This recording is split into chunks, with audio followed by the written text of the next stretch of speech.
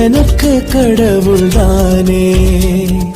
கண்மணியே நீ போனாய், அது எனக்கு மரணம் தானே. நீ ஒரு வார்த்தை சொன்னால் போதும், எனக்குள் ஏதோ பலம் கூடும். நீ ஒரு பார்வை பார்த்தால் போதும், மலையும் உடைந்து தவிடாகும்.